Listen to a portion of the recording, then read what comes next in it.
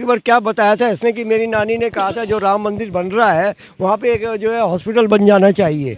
तो ये इसकी तुष्टीकरण की राजनीति थी ना। ये सारे के सारे दुष्ट बैठ गए थे क्योंकि इन्होंने भगवान राम को भी नहीं छोड़ा। अब ये नौटंकी और ड्रामेबाज आदमी है। ममता बनर्जी का दिमाग खराब हो चुका है और वो जो है एक हिंदू के प्रति भाव इसलिए लेकर आए कि कल को वोट कहाँ जाएंगे हमारे। अरे भाई तुम्हें तो हनुमान भी नहीं छोड़ेंगे ना भगवान राम छोड़ेंगे, पब्लिक भी नहीं छोड़ेगी। ये सारे अपने पाप धो रहे हैं जो इन्होंने अभी तक पाप किया था। इनको सिर्फ क्या है कि हमें गद्दी चाहिए, किसी तरह वोट चाहिए।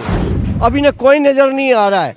आज पब्लिक को एक मोदी जी नज़र आ रहे हैं। मौलियों को दे रहा है, ये किस लिए दे रहा है, किस लिए? बाकी को क्यों नहीं दे रहा मंदिरों में भी? पब्लिक को तूने जो है उल्टी सीधी दवाइयाँ दी है। भविष्य ऐसा होगा कि ये 0/0 होगा। ये उल्टे होके गंगा जी में ही कूदेंगे और भगवान राम भी इनको माफ़ करने वाले नहीं। जिस तरह ये भारत की जनता का मूड देखते हुए अपनी पाला नहीं बदल रहे हैं। इंडी गठबंधन दो फाड़ नहीं हो रहा है। आज इसी मुद्दे पर हम बात करेंगे। हमारे साथ दो खास मेहमान जुड़े हुए हैं। सर, पहले आपसे नाम जानना चाहेंगे, आपका शुभ नाम सर? भारद्वाज। जैसे अरविंद केजरीवाल जो दिल्ली के मुख्यमंत्री हैं, दिल्ली में एक सुंदरकांड का आयोजन करवाएंगे। इसके साथ ही उन्होंने महीने के हर मंगलवार को, पहले मंगलवार को वो पूजा अर्चना भी करेंगे। तो आप उनके इस बयान को कैसे देखते हैं? सीधी ये तुष्टीकरण की राजनीति करता है ये। तो वो इसीलिए आज जो है सनातन धर्म की एक आड़ में शिकार करना चाह रहा है। जिस तरह की हनुमान चालीसा पढ़ना, ये चढ़ना, वो चढ़ना, तो ये चीज़ें सब क्या है ये। और वही कांग्रेस है आज की तारीख में जो कांग्रेस को बोलता था पक्की बेईमान और ये फलाना यही है। और राम मंदिर की जगह पे मेरी नानी बोलती थी कि वहाँ पे एक जो है हॉस्पिटल बन जाना चाहिए। अब तेरे को नानी का हॉस्पिटल क्यों याद आ गया? तेरे को सनातन धर्म क्यों याद आ गया? अगर अब इसकी राजनीति नहीं चलेगी क्योंकि ये सारे के सारे दुष्ट बैठ गए थे क्योंकि इन्होंने भगवान राम को भी नहीं छोड़ा। भगवान राम के अगेंस्ट में इतना बोले ये लोग कि कहाँ राम थे, कहाँ कौन सी जगह पे थे। आज वही कांग्रेस की गोद में बैठ गया ये भी। तो आज इसका झूठ सारी जगह पे ओपन हो रहा है। ये सिर्फ ये नौटंकी और ड्रामेबाज आदमी है और ऐसा हमने अपनी लाइफ में आदमी नहीं देखा जिस तरह की ये नौटंकी कर रहा है। तो आप क्या मान रहे हैं कि ये इनको मजबूर होकर के ये ऐसा मजबूर हुए? मजबूत नहीं हुए ये लोग, मजबूर हुए हैं क्योंकि इन्हें दिखाई दे गया कि आज पब्लिक कहाँ जा रही है। देखिए ना, ममता बनर्जी का दिमाग खराब हो चुका है और वो जो है एक हिंदू के प्रति भाव इसलिए लेकर आए कि कल को वोट कहाँ जाएंगे हमारे। मतलब आपका कहना ये है कि देश का मूड को देखते हुए अपना ये राजनीतिक पैतरेबाजी कर रहे हैं? ये पूरा पैतरेबाजी तो करी है इन लोगों। पब्लिक एक साइड में जा रही है और पब्लिक एक साइड में जा रही है। ये आने वाले टाइम में तुष्टीकरण की राजनीति करने के चक्कर में हनुमान चालीसा की आड़ में, अरे भाई तुम्हें तो हनुमान भी नहीं छोड़ेंगे ना भगवान राम छोड़ेंगे, पब्लिक भी नहीं छोड़ेगी। क्योंकि तुम जहाँ एक तुम्हारी सच्चाई की जो रामायण गाई जाती थी पहले 2014 में, वो तुम्हारी रामायण ख़त्म हो चुकी है। तो आने वाले टाइम में तुम्हें पता लगेगा कि कहाँ तुम कितने झूठे और कितने सच्चे हैं और कितने तुम मतलब राम के प्यारे हो।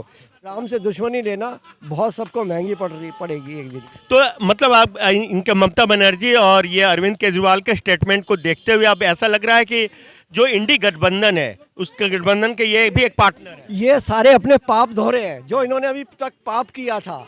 भगवान के यहाँ पे देर है अंधेर नहीं है। और जिस तरह की तुमने तुष्टीकरण की राजनीति और उल्टा सीधा तुमने देशवासियों को सनातन धर्म को कोसा है तो भैया वो तुम्हें माफ़ करने वाली नहीं है। तो सिर्फ क्या है कि हमें गद्दी चाहिए, किसी तरह वोट चाहिए।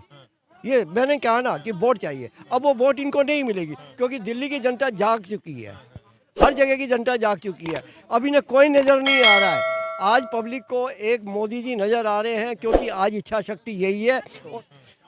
आज जो अगर हिंदू सनातन धर्म का होता तो एक धर्म को क्यों दे रहा तनख्वाह? क्यों दे? मतलब कहने का मतलब जो मौलवियों को ये तनख्वाह, मौलवियों को दे रहा है, ये किस लिए दे रहा है, किस लिए? बाकी को क्यों नहीं दे रहा मंदिरों में भी? पब्लिक को तूने जो है उल्टी सीधी दवाइयाँ दी है, जालिया दवाई, डुप्लीकेट दवाइयाँ दी है, जिसके ऊपर तेरा ये केस भी एक होने जा रहा है। तो और उससे ज़्यादा क्या होगा? तो आपका ये आपके बयानों से ऐसा लग रहा है कि क्या आने वाले दिनों में अखिलेश यादव जैसे नेता या तेजस्वी यादव जैसे नेता जिनका स्टैंड बिल्कुल राम मंदिर के खिलाफ है वो भी कहीं पाला बदल सकते हैं?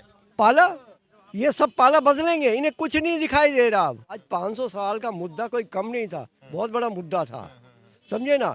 आज वही कांग्रेस थी जो इनके खिलाफ बोले गई थी। कभी ताला खुलवा दिया, ताले में किसी को दिखाई दी क्यों नहीं गई है? 23 वकील इनके लगा दिए इन लोगों ने। अब ये कहते हैं ये पैसा वहाँ क्यों लगा? ये पब्लिक का पैसा लगा है, पब्लिक का पैसा है, सरकार का किसी का पैसा नहीं है, पब्लिक का पैसा है। और पब्लिक में जो आया इतना पैसा उसके इंटरेस्ट से भी बन चुका है आधे से ज़्यादा, तो इनको हजम नहीं हो रहा है। अभी नहीं ये लग रहा है कि अगर हम आ जाएं तो हमें खाने को खूब मिलेगा वहाँ से भी, क्योंकि चोरी हेरा फेरी ये बिल्कुल उनकी जाने वाली नहीं है।